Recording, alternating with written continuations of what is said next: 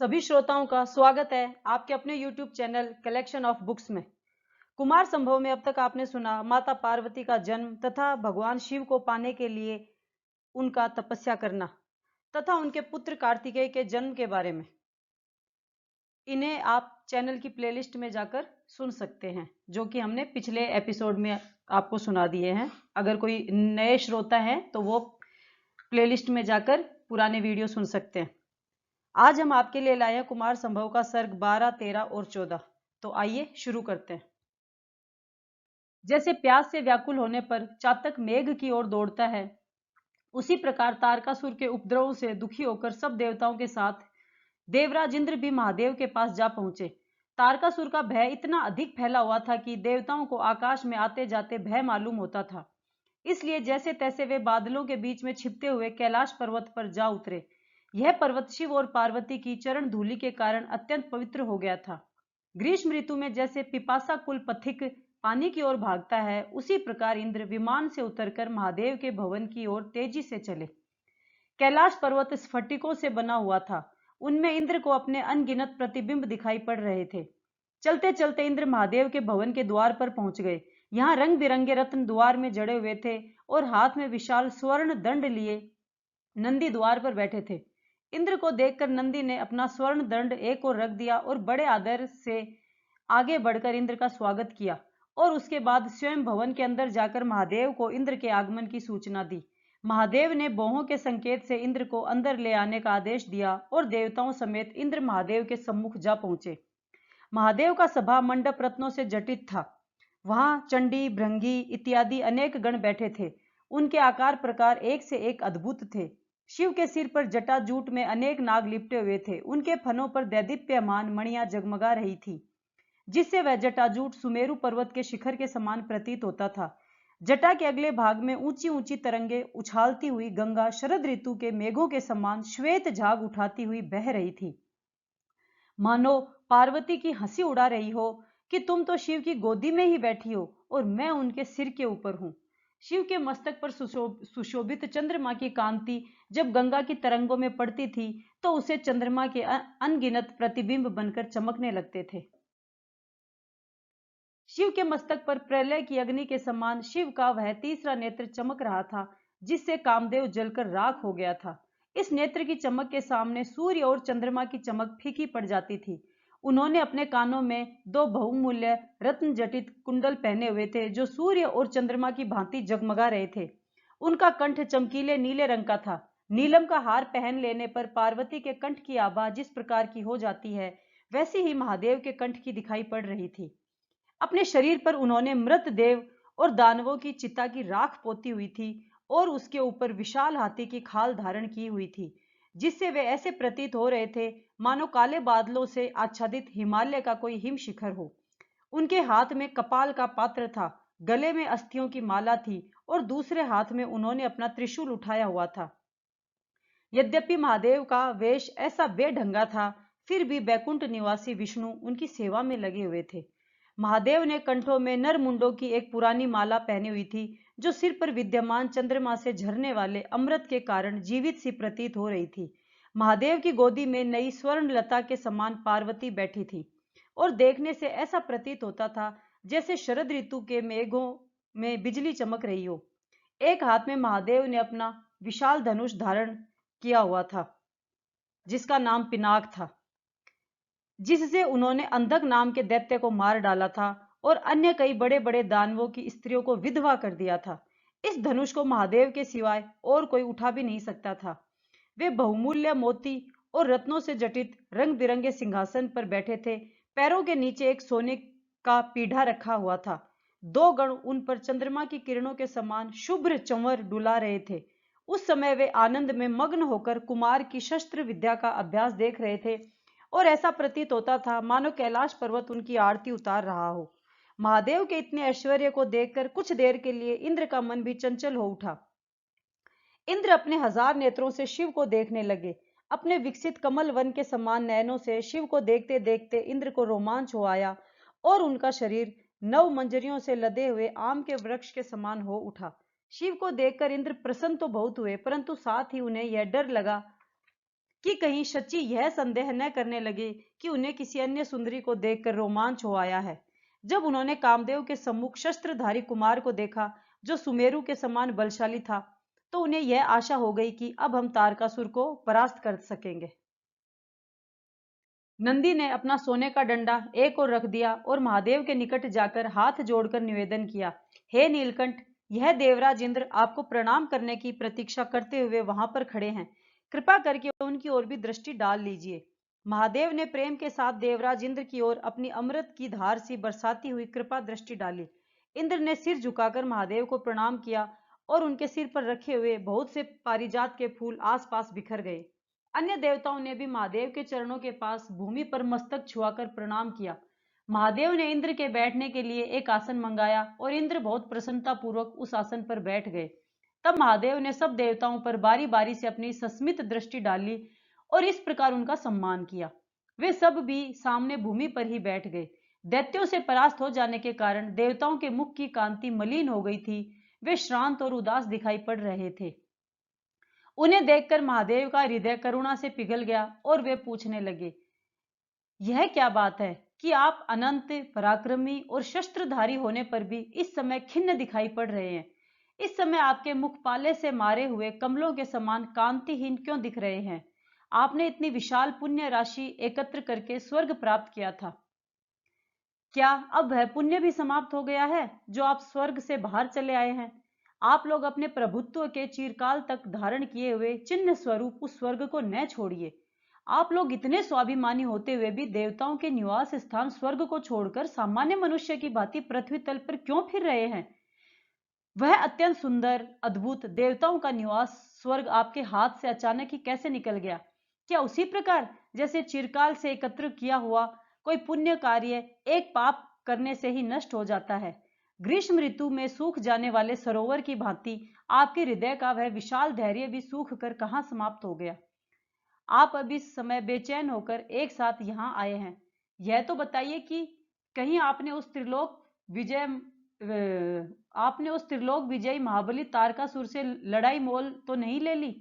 उस महाबली राक्षस को तो केवल मैं ही परास्त कर सकता हूँ, क्योंकि वन की आग को महामेघ के अतिरिक्त और कौन बुझा सकता है। जब इतना कहकर महादेव चुप रह गए तो इंद्र तथा अन्य सभी देवताओं की आंखों में आनंद के आंसू भर आए और आश्वासन मिल जाने से उनके मुखों पर फिर चमक आ गई। अवसर पाकर इंद्र महादेव से कहने लगे, हे महादेव, आपने अपने अविनश्वर ज्ञान प्रदीप के द्वारा अज्ञान अंधकार का नाश कर दिया है।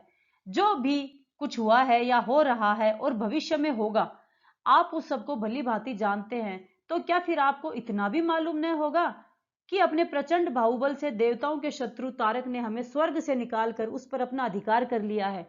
उसने ब्रह्मा से अमोघ वरदान प्राप्त किया है और वह शीघ्र ही तीनों लोकों को विजय कर लेना चाहता है।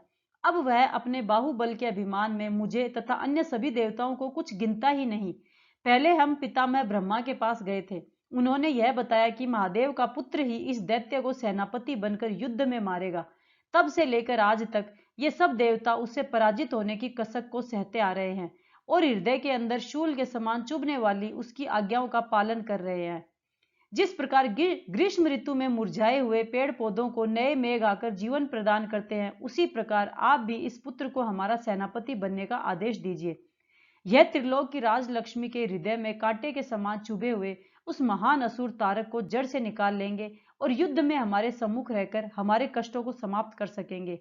हे नाथ, आप ऐसा आदेश दीजिए कि जब महासमर में आपके इन कुमार के शस्त्रों से असुरों के सिर कट कट कर गिरेंगे, तब उनकी पत्नियों के विलाप से दसों दिशाएं गूंजने लगे। जब आपकी तरह कुमार उस तारकासुर को युद्ध क्षेत्र में फिरने वाले मांस भोजी पशुओं का आहार बना देंगे, तब ये देवता तारकासुर द्वारा बंदी बनाई गई सुरबालाओं की वेणियों को जाकर खोलेंगे। इंद्र के इस कथन को सुनकर महादेव को तारकासुर के कारनामों पर क्रोध हो आया और देवताओं के ऊपर उन्हें दया आई और वे कहने लगे, हे इंद्र आदि देवताओं, आप मेरी बात सुनिए। अब मैं अपने पुत्र समेत आपका कार्य सिद्ध करने के लिए तैयार हो गया हूँ। संयम का व्रत लिए होने पर भी मैंने गिरिराज कुमारी से विवाह इसलिए किया था कि उससे पुत्र जो उत्पन्न होगा वो तारकासुर का वध करेगा। इसलिए आप इस कुमार को अपना सेनापति बनाइए और तारकासुर को मारकर यह कुमार इंद्र के साथ ही स्वर्ग लोक में निवास करे। इतना कहकर महादेव ने अपने पुत्र को आदेश दिया, वत्स जाओ और युद्ध में देवताओं के शत्रु तारकासुर का संहार करो। कुमार तो पहले से ही घोर युद्ध के लिए वैसे ही उत्सुक था जैसे लोग महोत्सव के लिए उत्सुक होते हैं। कुमार ने सिर झुकाकर महादेव के आदेश को स्वीकार कर लिया। पितृभक्त पुत्रों का धर्म यही है। जब महादेव अपने पुत्र को असुरों के साथ युद्ध करने की विधि समझाने लगे तो पुत्र के पराक्रम को देखकर पार्वती प्रसन्न हो उठी। पुत्र की वीरता को देखकर किस वीर माता को आनंद नहीं होता। उस वीर कुमार को प्राप्त करके इंद्र का हृदय आनंद से भर उठा। उन्हें मालूम था कि कुमार बलवान शत्रुओं का वध कर देंगे, जिससे रोते रोते उनकी स्त्रियों की आंखों का अंजन पुछ जाएगा। अपनी इच्छा पूरी हो जाने पर किसे हर्ष नहीं होता। 12वां सर्ग समाप्त हो गया और अब हम सर्ग 13 को शुरू कर रहे हैं, यानी भाग 13, त्रयोदश सर्ग भाग 13। तो शुरू करते हैं। प्रस्थान के समय युद्धोचित वेश पहनकर देवताओं के सम्मुख चलने से पूर्व कुमार ने तीनों लोकों के स्वामी महादेव के चरणों में सिर झुकाकर नमस्कार किया। महादेव ने उसे ऊपर उठाते हुए उसका मस्तक चूमा और यह आशीर्वाद देकर कि वत्स, संग्राम में शत्रु को मारकर इंद्र को फिर उसके आसन पर प्रतिष्ठित करो, उसका उत्साह बढ़ाया। उसके पश्चात कुमार ने और भी अधिक सिर झुकाकर अपनी माता के चरणों में नमस्कार किया। पार्वती के नयनों में जो हर्ष के आंसू बह बहकर कुमार के सिर पर टपक पड़े, उनसे ही मानो कुमार का सेनापति पद पर अभिषेक हो गया। पार्वती ने कुमार को उठाकर खूब जोर से छाती से लगा लिया और उसका मस्तक चूमकर बोली, तुम जाओ और शत्रु को जीतकर सफलता प्राप्त करो, जिससे मैं वीर माता कहलाऊं। अपने माता पिता से भक्ति पूर्वक आज्ञा लेकर कुमार महाभयंकर दैत्य तारकासुर को मारने और समरोत्सव मनाने के लिए स्वर्ग की ओर चल पड़े। महादेव तथा पार्वती को प्रणाम करके और उनकी प्रदक्षिणा करके इंद्र तथा अन्य देवता भी कुमार के पीछे पीछे चल पड़े। जब वे सब देवता एक साथ मिलकर अपने दैदीप्यमान प्रभा मंडलों समेत आकाश में जा रहे थे तो आकाश ऐसा सुशोभित हो उठा जैसे दिन में ही बड़े बड़े और चमकीले तारे निकल आए हों। उन देवताओं के मध्य में चलते हुए कुमार की कांति उन सबकी अपेक्षा सबसे अधिक थी और ऐसा प्रतीत होता था मानो नक्षत्र, तारों और ग्रह मंडलों के बीच चंद्रमा चला जा रहा हो। इंद्र आदि वे सब देवता महादेव के पुत्र के साथ क्षण भर में ही नक्षत्र पथ को पार करके अपने लोक स्वर्ग में पहुंच गए। तारकासुर के भय से बहुत काल तक वे स्वर्ग में नहीं आ सके थे, इसलिए अब भी वे एकाएक स्वर्ग में प्रविष्ट न हो सके और कुछ देर तक सब के सब ठिठक कर बाहर ही खड़े रहे। तुम आगे चलो, मैं आगे नहीं चलता, मैं आगे थोड़े ही आ रहा था, आगे तो तुम चल रहे थे। इस प्रकार स्वर्ग में घुसने से पहले देवता लोग डर के मारे आपस में विवाद करने लगे। बहुत दिन पश्चात स्वर्ग को देखने के कारण उनकी आंखें प्रसन्नता से भर उठी थी, परंतु शत्रु के भय से कातर होने के कारण उनकी दृष्टि कुमार के मुख कमल पर ही जाकर ठहरी। उस समय कुमार का मुख चंद्र विनोदपूर्ण हंसी से भर उठा। वे बढ़कर सबके आगे हो आए और तारकासुर के आगमन की आशा करते हुए उन्होंने देवताओं से कहा, आप लोग डरिए नहीं, अब अविलंब स्वर्ग में प्रवेश कीजिए। इस समय कितना अच्छा हो यदि वह बलशाली असुर यहाँ मेरे सामने आ जाए। आप तो पहले उसे देख ही चुके हैं, पर मैंने तो उसे देखा भी नहीं। उसकी भुजाएं स्वर्गलोक की राजलक्ष्मी के बाल खींचने के लिए मचलती रहती हैं। आज ये मेरे बाण अविलंब ही उसके रक्तपात का आनंद लेकर क्रीड़ा करें और मेरा यह कृपाण स्वर्ग लोक की लक्ष्मी का विपत्ति से उद्धार करने के लिए तारकासुर का सिर काटकर आपको आनंदित करे। महादेव के पुत्र कुमार के दैत्य वध के लिए उत्सुकता से भरे इन वचनों को सुनकर सब देवताओं के मुख प्रसन्नता से खिल उठे। इंद्र और कुमार ने परस्पर वस्त्र बदलकर आपस में मित्रता को पक्का कर लिया। देवताओं में सबसे वृद्ध ब्रह्मा थे। कुमार को देखकर उन्हें बड़ा आनंद हुआ। उनकी आंखों से आंसू छलक आए और उन्होंने कुमार के 6 मस्तकों का चुंबन किया। गंधर्वों, विद्याधरों और सिद्धों के दलों ने शाबाश शाबाश, आपकी जय हो, आपकी जय हो आदि नारे लगाकर कुमार के आनंद को चौगुना कर दिया। नारद आदि दिव्य ऋषियों ने आकर शत्रु को जीतने के लिए निकले कुमार के सुनहले वस्त्रों से अपने वस्त्र बदलकर उससे अपनी मित्रता और दृढ़ कर ली। तब शक्तिवर कुमार के बल पर देवता लोग निर्भय होकर स्वर्ग में उसी प्रकार प्रविष्ट हुए जैसे गजराज के आश्रय में छोटे छोटे हाथी वन में प्रविष्ट होते हैं। जिस प्रकार त्रिपुर को जलाने के लिए उद्यत महादेव के चारों ओर उनके असंख्य गण एकत्र हो गए थे, उसी प्रकार तारकासुर के वध के लिए उद्यत कुमार के चारों ओर देवता लोग एकत्र हो गए। जब वे स्वर्ग के द्वार में प्रविष्ट हुए तो उन्हें सामने आकाश गंगा दिखाई पड़ी, जिसका जल पहले कभी जल में स्नान करने वाली देवांगनाओं के अंगों से छूटे अंग राग से रंगीन हो जाया करता था। इस आकाश गंगा के जल में क्रीड़ा करते समय दिग्गज अपनी सूंड से बार बार पानी को हिलाया करते थे, जिससे इतनी बड़ी बड़ी तरंगे उठती थी कि आकाश गंगा के किनारों पर खड़े हुए वृक्षों की जड़ों में अपने आप ही पानी पहुंच जाया करता था। यहाँ पहले देव कन्याएं आकर सुनहली बालू से खेल लिया करती थी। उनकी बनाई हुई छोटी छोटी वेदियां अभी तक बनी हुई थी और उनमें जहां तहां रत्न जगमगा रहे थे। यहाँ सुगंध के लोभ में भ्रमर सदा गुंजार करते और सुनहले हंसों की पंक्तियां किलोले किया करती थी। यहाँ सदा ऐसे स्वर्ण कमल खिले रहते थे जिनमें से पराग झरा करता था और उससे आकाश गंगा का जल भी रंगीन हो उठता था। इस नदी के किनारे देवताओं की पत्नियां मनोविनोद के लिए आकर बैठ जाया करती थी। तरंगों में पड़ते हुए उनके प्रतिबिंब ऐसे सुंदर दिखाई पड़ते थे कि उस ओर से गुजरने वाले पथिकों का चित्त आनंदित हो उठता था। बहुत दिनों बाद उस नदी को देखकर इंद्र का मन बहुत आनंदित हुआ और उसने आगे बढ़कर आदर के साथ कुमार को वह नदी दिखाई। उस नदी को देखकर कुमार बहुत प्रसन्न हुए और उन्होंने बहुत विनय के साथ उस नदी के पास जाकर सिर झुकाकर प्रणाम किया। तभी मंदाकिनी का वह सुखद मंद पवन चलने लगा, जिससे खिले हुए कमल हिलने लगते हैं, जो तरंगों से क्रीड़ा किया करता है और जो अपने स्पर्श से परिश्रांत व्यक्ति के पसीने को सुखा डालता है। आकाश गंगा से आगे चलकर कुमार ने इंद्र के प्रमोद वन नंदन को देखा।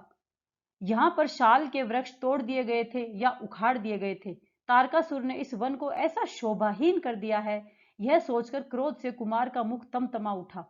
कुछ और आगे चलकर उन्होंने त्रिलोकी की अनुपम नगरी अमरावती को देखा। वहां के क्रीड़ा उद्यान उजाड़ दिए गए थे, बड़े बड़े महल तोड़ दिए गए थे। उस ओर विमान का ले जाना भी कठिन प्रतीत होता था। उस उजड़ी हुई शोभाहीन नगरी को देखकर कुमार को उसी प्रकार दया आई जैसे किसी नपुंसक की पत्नी को देखकर दया आए। देवताओं की राजधानी अमरावती की उस दुर्दशा को देखकर तारकासुर के दुष्कर्मों पर कुमार को बहुत क्रोध हुआ और वे युद्ध के लिए अधीर होकर अमरावती में घुसे। नगर के अंदर स्फटिक से बने हुए महलों की पंक्तियां दैत्यों के हाथियों की टक्कर और दांतों की चोट से टूट टूट गई थी। जहां तहां बड़े बड़े सांपों की कैंचुलियां पड़ी हुई थी। उस उजड़ी हुई नगरी को देखकर कुमार को बड़ा दुख हुआ। देवताओं के घरों की बावड़ियों के स्वर्ण कमल उखाड़ लिए गए थे। उनका जल दिग्गजों के मद से मलिन हो गया था। सोने के हंस वहां से उड़ गए थे और मरकत से बनी हुई बड़ी बड़ी शिलाएं टूट फूट गई थी। उनमें से बीच में घास उगने लगी थी। शत्रु द्वारा की गई नगर की इस दुर्दशा को देखकर कुमार का मन दुख से भारी हो गया। उसके पश्चात इंद्र कुमार को अपने वैजंत नाम के महल में ले गए।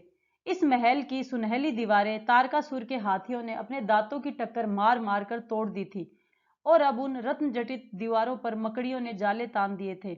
इंद्र आगे आगे चलने लगे। उनके पीछे कुमार थे और उनके पीछे सब देवता चल रहे थे।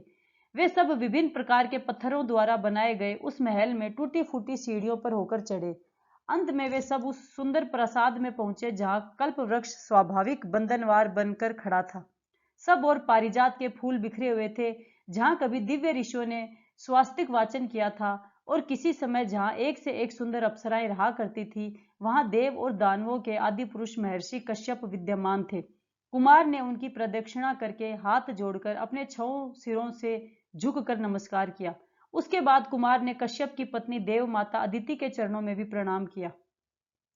महर्षि कश्यप ने और देव माता अदिति ने कुमार को आशीर्वाद दिया, तुम इस प्रचंड त्रिलोक विजयाभिलाषी तारक को युद्ध में परास्त करो, और इस प्रकार उनका उत्साह वर्धन किया। अदिति के पास रहने वाली अन्य देवांगनाएं भी कुमार के दर्शन के लिए आईं और उन सबको भी कुमार ने पैरों में झुककर नमस्कार किया, जिसके प्रत्युत्तर में उन्होंने कुमार को आशीर्वाद दिया। इसी प्रकार पुलोम की पुत्री शची को भी कुमार ने नमस्कार किया। कुमार ने महात्मा कश्यप की अन्य 7 पत्नियों को भी विनय पूर्वक प्रणाम किया और उन्होंने प्रणाम करने से पहले ही उन्हें विजयी होने का आशीर्वाद दिया। इसके बाद इंद्र आदि सब देवताओं ने प्रसन्न मन से कुमार को सेनापति पद पर अभिषिक्त कर दिया। जब अमित बलशाली कुमार देव सेना के अध्यक्ष बन गए तो देवताओं को यह विश्वास हो गया कि हम शत्रु को जीत लेंगे और उनका सारा शोक जाता रहा। अब चतुर्दश सर्ग यानी भाग 14 प्रारंभ करते हैं। कुमार युद्ध के लिए उत्सुक थे। उन्होंने तारकासुर को मारने के लिए देवताओं को तुरंत तैयार होने का आदेश दिया। कुमार अपने आप विजित स्वर नाम के रथ पर सवार हो गए, जिसकी गति मन की गति के समान तीव्र थी और जो अवश्य ही विजय प्राप्त कराता था। उन्होंने धनुष और अपनी सैल यानी कि शक्ति धारण की हुई थी। उस समय किसी ने उनके सिर पर सुनहला छत्र लगा दिया, जो स्वर्ग लोक की लक्ष्मी की विपत्ति से रक्षा करने वाला था और असुरों की संपत्ति के लिए कष्टदायक था। उनके ऊपर शरद ऋतु के चंद्रमा की किरणों के समान धवल चमर डुलाए जा रहे थे और किन्नर, सिद्ध तथा चारण लोग मुक्त कंठ से उनके स्तुति के गीत गा रहे थे। उसके पीछे पीछे स्फटिक के पर्वत के समान ऐरावत पर चढ़े हुए इंद्र युद्धोचित वेश बनाए, हाथ में पर्वतों के पंख काटने वाला वज्र उठाए आगे बढ़े। इंद्र के पीछे मेढे पर बैठे हुए अग्निदेव चले। क्रोध के मारे उनका तेज और भी अधिक हो गया था। उनके हाथ में दहकता हुआ दंड था। उनका मेढा पर्वत के समान विशाल और मस्त था। उनके पीछे यमराज चले। वे नीलम के पहाड़ के समान विशालकाय भैंसे पर बैठे हुए थे, जो अपने सिंगों के बड़े बड़े बादलों को तोड़ता फोड़ता चला जा रहा था। उनके हाथ में भयंकर दंड था।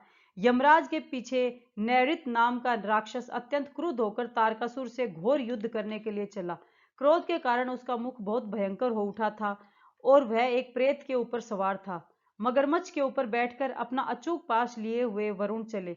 उनका वाहन मगरमच्छ वर्षा काल के नए मेघ के समान काला और भयावह दिखाई पड़ रहा था। हरिण पर सवार होकर पवनदेव कुमार के पीछे पीछे युद्ध के लिए आगे बढ़े। उनके हरिण की गति पृथ्वी और आकाश में सर्वत्र एक समान थी। अपनी भयंकर गदा लेकर कुबेर युद्ध के लिए कुमार के पास चले। इस गदा से उन्होंने अनेक शत्रुओं का नाश किया था। वे एक पालकी में बैठे थे और उसे कई मनुष्य उठाकर चल रहे थे। अपने जटाजूट में बड़े बड़े नागों को लपेट जलते हुए त्रिशूल हाथ में लिए कैलाश के समान सफेद बैल पर चढ़े 11 रुद्र कुमार के पीछे पीछे चले। और भी कितने ही देवता इस समरोत्सव में आनंद लेने के लिए अपने बड़े बड़े वाहनों पर चढ़कर हंसते और आनंद मनाते हुए कुमार के पीछे हो लिए। महादेव के पुत्र कुमार देवताओं की उस विशाल सेना को साथ लेकर आगे बढ़े। चारों ओर सुनहले ध्वज दंड ऊपर उठे हुए थे। तरह तरह के छत्र चमक रहे थे। चलते हुए रथों का बहुत भयंकर शोर हो रहा था। हाथियों के गले में बंधे हुए घंटे जोर जोर से बज रहे थे। तरह तरह के शस्त्र धूप में चमक रहे थे, जिससे आकाश जगमगा सा उठा। जब वह देवताओं की सेना बड़े बड़े झंडे उठाए कोलाहल करती और उछलती कूदती चली, तो पृथ्वी तल, आकाश और दशों दिशाएं एक जैसी ही दिखाई पड़ने लगी। इनमें कोई भेद न रहा। उन्होंने जो नगाड़े बजाए, उनसे संपूर्ण आकाश भर उठा और दिगंतों से लौटकर आती हुई उसकी प्रतिध्वनि सुनाई पड़ी, जिससे असुरों की राजलक्ष्मी कांप उठी। उन नगाड़ों का शब्द इतना भयंकर हुआ, मानो मथा जा रहा समुद्र गर्जन तर्जन कर रहा हो। उस शब्द को सुनकर असुर नारियों के गर्भ गिर गए और धूल से भरा हुआ आकाश ऐसा प्रतीत होने लगा मानो बेचैन होकर रो पड़ा हो। जब सेना चली तो पहले तो रास्ते की मिट्टी रथों के पहियों से उखड़ी, फिर घोड़ों के खुरों से टूटकर वह बारीक हो गई। उसके बाद हाथियों ने अपने कान हिला हिलाकर उसे सब ओर फैला दिया। लहराती हुई ध्वजाओं से वह ऊपर उठी और अंत में वायु उसे आकाश में उड़ा ले गया। इस प्रकार सुमेरु की वह धूल रथ में जुते हुए घोड़ों के खुरों से पिस पिस कर वायु से उड़कर सब दिगंतों में भर गई और चमकने लगी। सेना के आगे पीछे, ऊपर और चारों ओर वायु में उड़ती हुई वह सुनहली धूप ऐसी सुंदर प्रतीत होती थी कि उसके सामने उदित हुए सूर्य की कांति भी फीकी पड़ गई। उस सुनहली धूल के कारण ऐसा प्रतीत होने लगा जैसे असमय में ही संध्या के घने रंगीन मेघ आकाश में घिर आए हों। सुमेरु पर्वत की भूमि चमकीली अपने स्वर्ण से बनी हुई थी। उसमें जब सेना के हाथियों ने अपने प्रतिबिंब देखे, तो उन्हें यह भ्रम होने लगा कि ये हाथी रसातल में से निकलकर आ रहे हैं और वे क्रुद्ध होकर उन पर दांतों से प्रहार करने लगे। इस प्रकार युद्ध के समुद्र में क्रीड़ा करने के लिए उत्सुक वह देव सेना कोलाहल से पर्वत की गुफाओं को कपाती हुई तेजी से सुमेरु पर्वत से नीचे उतरी। यद्यपि उस विशाल सेना का इतना भयंकर कोलाहल हुआ, बड़े बड़े घंटों की आवाज होती रही और गजराज चिंघाड़ते रहे, फिर भी सुमेरु पर्वत की गुफाओं में लेटे हुए सिंह सोते ही रहे। उनकी नींद नहीं टूटी। अनेक भेड़ियों की जोरदार आवाज हो रही थी, जो गुफाओं में गूंजकर और भी भयंकर हो जाती थी। फिर भी सिंह विचलित नहीं हुए और उन्होंने सिद्ध कर दिया कि वे सचमुच मृगराज हैं। सुमेरु पर्वत के शिखरों को तोड़ फोड़कर चलती हुई देवताओं की सेना के उस शब्द को सुनकर केसरी और भी अधिक मद से भर उठे। देवताओं की सेना के भय से हरिण दूर दूर तो भाग गए, परंतु सिंह अपनी गुफाओं से बाहर आकर निःशक भाव से खड़े हो गए। देवताओं के सैनिक जब सुमेरु पर्वत के निचले भाग में पहुंचे तो उन्हें अमरावती के निवासी उत्सुकता के साथ देख रहे थे। सुमेरु पर्वत की पीली, सफेद, लाल और काली चट्टानों से उड़ी हुई धूल से भरकर आकाश ऐसा सुंदर हो उठा मानो बिना प्रयत्न के ही वह रत्न जटित गंधर्व नगर बन गया हो। सेना की हलचल से उत्पन्न हुआ वह भयानक शब्द महासमुद्र के गर्जन के समान गंभीर हो उठा, जिसे सुनकर कानों के पर्दे फटने से लगे। बड़े बड़े गजराजों की चिंगाड़ और घोड़ों की हिनहिनाहट तथा रथों की आवाज से ऐसा प्रचंड शब्द हो रहा था कि उसमें नगाड़ों की आवाज बिल्कुल दब गई। कुछ ही देर बाद देवसेना के चलने से उठी वह धूल असुरों के अंतःपुर की रानियों के बालों, आंखों की पलकों व स्तनों और ध्वजाओं, हाथियों, रथों और घोड़ों पर जा जाकर पड़ने लगी। सेना से उड़ी हुई उस धूल से आकाश आच्छादित हो गया, जिससे सूर्य की किरणों का आना बंद हो गया। इससे बादलों के भ्रम में हंस तो मानसरोवर को उड़ चले और मोर आनंदित होकर नाचने लगे। सेना के चलने से उड़ी वह धूल आकाश में नई मेघमाला के समान दिखाई पड़ने लगी और उसमें देवताओं की सुनहली ध्वजाएं चमकती विद्युत सी जान पड़ने लगी। वह धूल पृथ्वी और आकाश के मध्य ऐसी घनी छाई हुई थी कि लोग इसी संदेह में पड़ गए कि यह धूल नीचे से ऊपर को उठ रही है अथवा ऊपर से नीचे आ रही है। उस धूल के कारण न तो ऊपर कुछ दिखाई पड़ता था, न नीचे, न आगे, न पीछे, न दाएं और न बाएं। धूल कणों के अत्यधिक भर जाने के कारण सब प्राणियों को दिखना बंद हो गया। सेना में अनेक प्रकार के वाद्य इतने जोर जोर से बज रहे थे कि उन्हें सुनकर दिग्गजों का मद सूख गया। वाद्यों की यह ध्वनि विमानों के छेदों से टकराती हुई कई गुनी हो उठती थी, जिससे ऐसा लगने लगता था मानो आकाश ही भयंकर स्वर में गरज रहा है। देवताओं की यह विशाल सेना इतनी बड़ी थी कि पहले तो वह सारी पृथ्वी भर गई, उसके बाद वह सारे आकाश में छा गई। जब वहां भी स्थान न बचा तो वह यह सोचकर विकल हो उठी कि अब और कहां जाए। प्रचंड मद बहाते हुए हाथियों के गर्जन से और उच्च स्वर में हिनहिनाते हुए घोड़ों के तथा चलते हुए रथों के शब्द से सारे संसार का दम घुटने सा लगा। दशों दिशाएं कोलाहल से भर उठी। हाथियों का मद इतना बहा जिससे नदियों में बाढ़ आ गई, परंतु तभी उनके ऊपर इतनी धूल आकर पड़ी कि सब और कीचड़ ही कीचड़ हो गया। और जब उस कीचड़ में ये असंख्य रथ चले तो वह सारा कीचड़ देखते देखते सूख गया।